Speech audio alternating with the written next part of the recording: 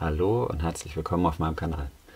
Wie ihr wisst, habe ich Neckknives wirklich gern. Eigentlich trage ich immer ein Messer um den Hals, ob es nun dieses kleine San Remo ist mit 3 cm Klingenlänge oder eben das Opinel mit der Schlüsselringkupplung, das ich schon öfter in die Kamera gehalten habe. Oder eben ein Neckknife im herkömmlichen Sinn, wie zum Beispiel das Böker SFB. Ja, darum geht es heute aber nicht. Ich habe etwas einigermaßen Ungewöhnliches gefunden, und zwar von CRKT, das Kling-On 5030. Kling-On bedeutet übersetzt festklammern. Ich zeige euch das mal ganz kurz. Festklammern macht konzeptionell gesehen durchaus Sinn. Ich würde sagen, los geht's.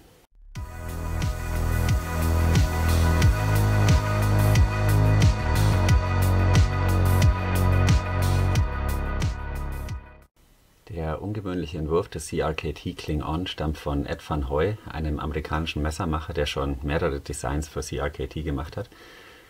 Das Kling-On ist wieder so ein Messer, das absolut polarisiert. Entweder man mag es oder man mag es nicht. Dazwischen wird es wirklich eng. Eins muss man diesem Messer jedoch lassen. Es weist ein durchaus innovatives Konzept auf. Dazu später im Video mehr. Jetzt gehe ich erstmal kurz auf die Klinge ein. Das Kling-On hat eine Klingenlänge von ca. 56 mm, effektiv nutzbar davon sind ca. 48 mm. Die Klingenbreite beträgt 2,8 mm, also für die Größe wirklich sehr beachtlich. Die Klingenform würde ich als Schiebhut bezeichnen. Klingenstahl ist der bewährte 8CR13 MOV, der dem 440C Stahl sehr ähnlich ist. Auf der rechten Seite haben wir im vorderen Bereich eine ganz leichte Abrundung. Ob man das jetzt schon als Swedge bezeichnen kann? Naja, wahrscheinlich schon. Dann kommen wir auch schon zur Besonderheit des Messers, zumindest zu einer Besonderheit. Der Anschliff ist asymmetrisch. Das ist ein Meißelschliff bzw. ein Chisel Grind. Hat auch Vorteile. Das Messer ist extrem leicht nachzuschleifen. Gerade Klinge, dann dieser einfache Schliff. Auf der linken Seite haben wir dann eine Mikrophase. Das heißt, dieses Messer ist theoretisch sowohl für Links- und Rechtshänder geeignet. Ich sage jetzt mal theoretisch, weil Rechtshänder haben schon leichte Vorteile in der Handhabung. Ja, ich zeige euch das mal anhand eines kleinen Schnitzvideos.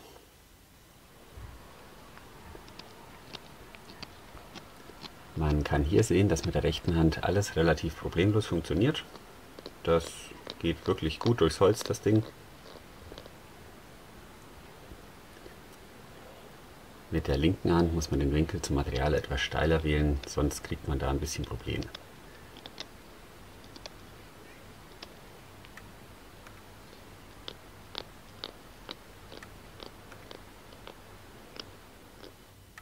Gerade Schnitte sind hingegen sowohl mit der rechten als auch mit der linken Hand überhaupt kein Problem.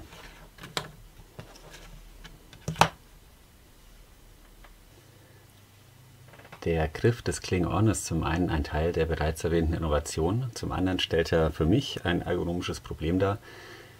Wir haben hier eine Grifflänge von etwa 69-70 mm. Hier passen gerade so mit viel Liebe 3 Finger rein. Bequemer lässt sich es allerdings mit 2 Fingern und der Kordel greifen. Ich muss dazu sagen, dass der Griffkomfort relativ bescheiden ist. Also dieses Messer ist für eher leichte Tätigkeiten ausgelegt. Längeres Arbeiten, naja, da muss ich sagen, das gibt hier dann wirklich richtig Probleme. Das bohrt sich mit der Zeit so richtig schön hier rein. Wie gesagt, für leichte Tätigkeiten eher geeignet. Ja, was hat es jetzt mit diesem roten ABS-Kunststoffelement auf sich? Darunter verbirgt sich ein Magnet, der hat eine Tragkraft von etwa 100 Gramm. Ich habe hier mal einen Locher, der hat ziemlich genau 105 Gramm. Das geht gerade noch so. Also ihr seht, ein Magnet, der halbwegs tauglich ist. Das Messer wiegt insgesamt ungefähr 31 Gramm, also ohne die Lederscheide und auch ohne diesen Bändel hier, der hat nochmal so ungefähr 2 Gramm. Das heißt, man kann das an Metall ranklipsen, ist kein großes Problem. Das ist aber nicht der einzige Vorteil. Die eigentliche Innovation erfolgt erst in Kombination mit der Messerscheide. Die Messerscheide besteht aus Leder und ist ordentlich verarbeitet. Das ist jetzt kein Meisterwerk der Lederbearbeitung, aber durchaus zweckmäßig. Zusammen mit der Nylonschnur wiegt die gesamte Messerscheide ca. 30 Gramm. Hier ist ein Druckknopf, der sichert das Messer zusätzlich. Ich sage absichtlich zusätzlich, weil er eigentlich nicht nötig wäre, denn in der Lederscheide ist ebenfalls ein Magnet verbaut. Der ist genauso stark wie dieser unter dem roten ABS-Kunststoff, also der trägt auch etwa 100 Gramm, das ist schon eine sehr stabile Sache. Er erfüllt also zwei Aufgaben, zum einen hält er das Messer zusätzlich als Sicherung in der Scheide und zum anderen hat er noch eine Funktion. Zum Beispiel, wenn wir hier dieses Dog-Tag nehmen, das ist nicht nur Dekoration oder eine kleine Beigabe von CRKT, stellen uns vor, dass wir ein T-Shirt und hier baumelt das Messer. Dann könnt ihr euch vorstellen, was passiert. Ich zeige euch das jetzt trotzdem mal ganz kurz in einem kleinen Videoausschnitt und zwar mit vollem Körpereinsatz. Dieses Dog-Tag, also diese kleine Kette, soll verhindern, dass dieses Messer sich in beweglichen Teilen oder anderen Dingen im Arbeitsbereich verfängt. Ja, man kann das hier ganz gut sehen. Wie ich anfangs erwähnte, bedeutet Cling-On festklammern. Diese Rückhaltefunktion ist ein sehr kluges Konzept, wie ich finde. Apropos kluges Konzept, es gibt ja Menschen, die sich beim Tragen eines Neckknives einer gewissen Gefährdung ausgesetzt sehen. Die ist hier nahezu ausgeschlossen. Am Ende der Nylonschnur befinden sich nochmal zwei kleine Magnete und die haben eine Zugkraft von etwa 2 bis 2,5 Kilo. Das heißt, wenn das Neckknife irgendwo hängen bleibt, dann lösen sich diese Magnete von allein. Ja, gute Sache.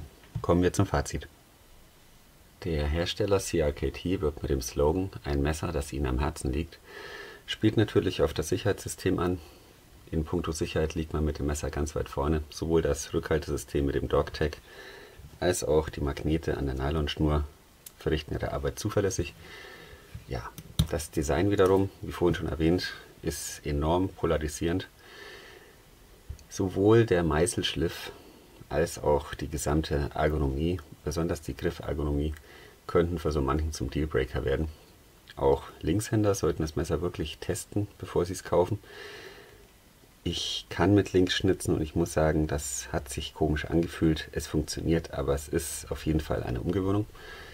Ja, wer jetzt einen kleinen, robusten Worker will, der ist mit anderen Neckknives wohl besser bedient. Das ist eher ein ungewöhnliches Messer mit einem innovativen Konzept für leichtere Tätigkeiten. Ich persönlich bemängele noch die Klingenstärke. Die liegt ja hier bei 2,8 mm. Angesichts dieses Konzepts hätten 1,8 bis 2 mm vollkommen ausgereicht. Das wäre gleichbedeutend mit einer Gewichtsersparnis von ca. einem Drittel, also statt 31 Gramm hätten wir hier dann nur noch 20 bis 21 Gramm. Zudem wäre der Winkel des Meißelschliffs zwangsläufig schneidfreudiger ausgerichtet. Naja, kann man sich vielleicht bei einer Zweitauflage überlegen. Kommen wir noch zum Preis. Ursprünglich wurde dieses Messer von CRKT für $39 ungefähr angeboten. Das ist meines Erachtens viel zu viel. Mittlerweile gibt es das in Amerika auch schon für $12 ungefähr. In Deutschland liegen die Preise ungefähr ganz grob bei 20, 25, 30 Euro. Es gibt auch nach oben kleine Ausreißer. Ich habe sie auch schon für 45 gesehen. Das ist zu viel. Also mehr als 25 Euro sollte dieses Messer nicht kosten. Ja, gut. Das wollte ich euch mal zeigen. Das CRKT Cling-On 5030. Jetzt folgen noch ein paar Bilder. Ich bedanke mich für eure Aufmerksamkeit, wünsche euch alles Gute, ganz viel Gesundheit. Bis zum nächsten Mal.